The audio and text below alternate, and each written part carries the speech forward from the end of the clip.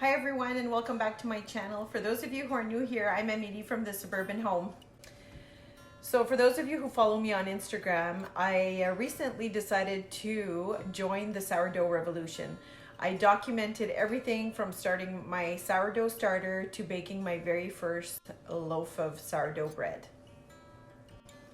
So many of you have asked for the recipe, the ones of you who were following me along on Instagram. And so this video, I will share with you the step-by-steps.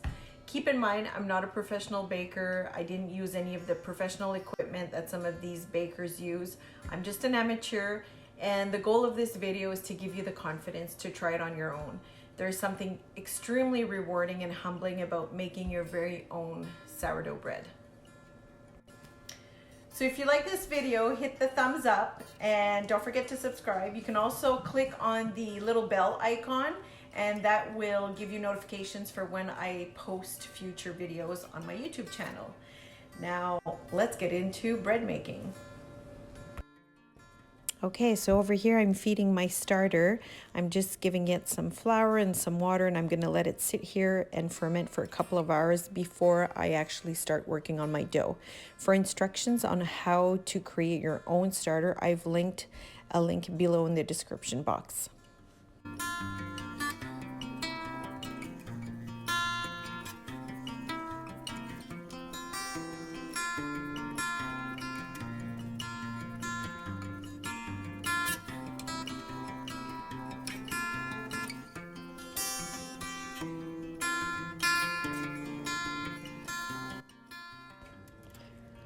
Once your starter is ready, you can proceed with the autolyse of the dough, which is crucial for the gluten structure of your bread. You'll notice here I'm using baker's percentages for this recipe. I'm adding to this bowl 500 grams of flour. The flour can be any flour of your choice. I used a mix of whole wheat and all-purpose.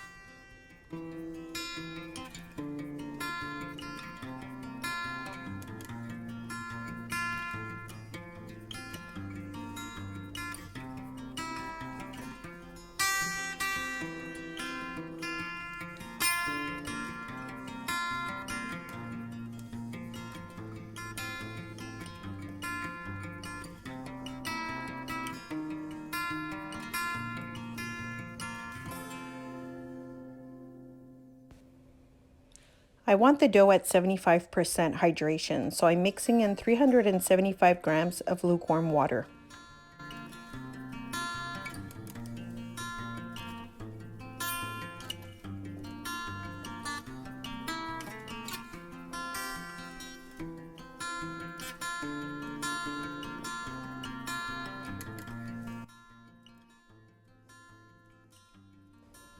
You want the flour and the water to be well incorporated for this process. Don't be afraid to use your hands.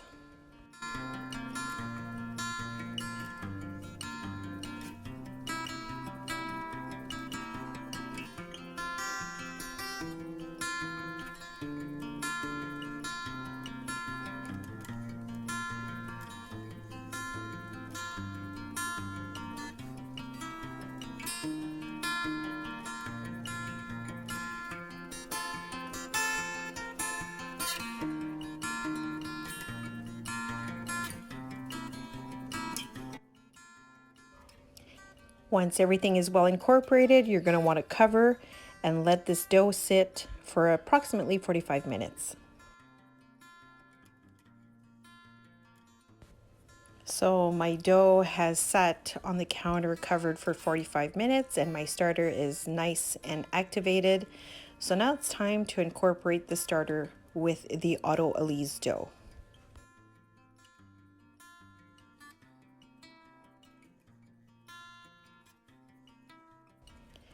So I will be adding 15% of the starter, which is in my case 75 grams of the sourdough starter.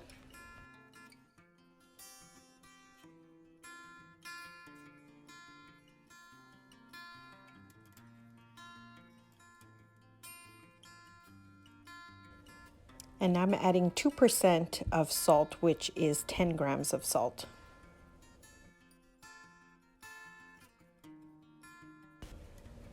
So this technique I'm doing now is called the stretch and fold, and basically you want to incorporate the starter and the salt within the autolyse dough. You want to be gentle and keep the air bubbles in your dough. I just go once or twice around the bowl, and that's it. I'm going to let this dough sit for 3 to 4 hours.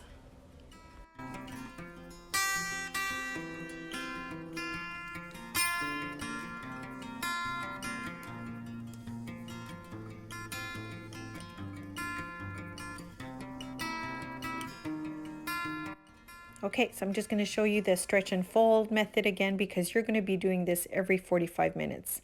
Remember, this dough will be sitting on your counter for 3 to 4 hours.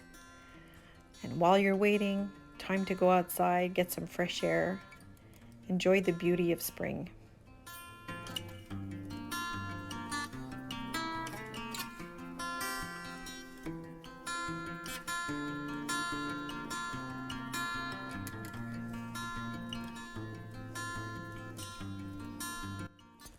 The next morning, I took the dough out of the refrigerator, gave it a quick shaping on a floured surface, and we're going to cover it for 30 minutes for it to bench rest.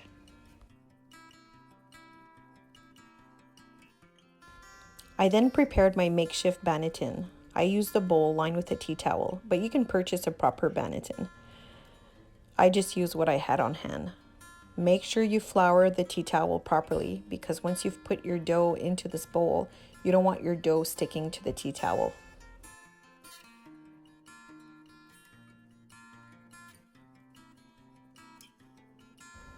Now is the time to shape the dough and create tension.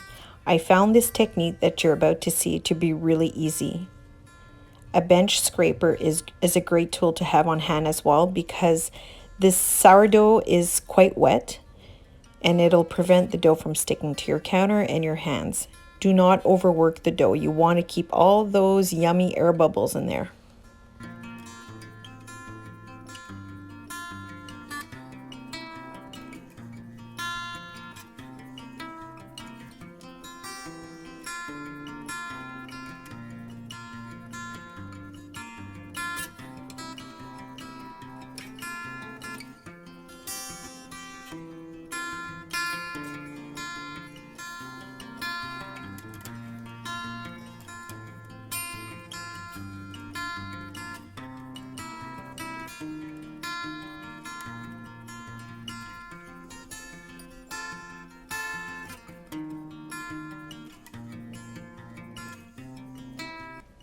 The dough will then sit in my makeshift banneton for an additional rise for approximately 2 to 3 hours.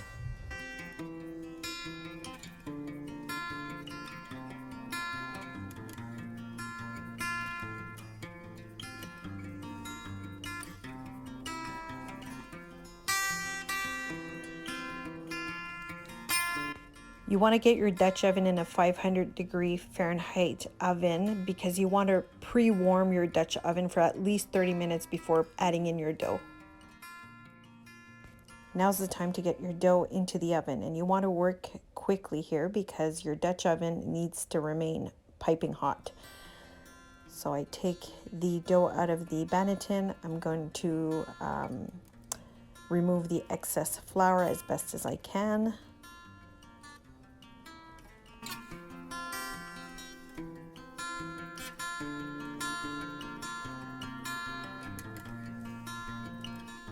And now with a razor blade, you're going to score your bread.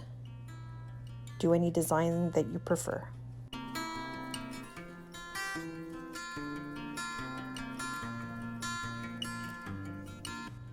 After 20 minutes, remove the cover. Reduce your oven heat to 450 and continue baking until the crust on your bread becomes nice and caramelized. I can't give you a time because it depends on your oven. You just have to go by the color, and you want it nice and golden brown. Once you have the desired color, turn off the oven and let the bread dry out for 20 minutes with the door cracked open.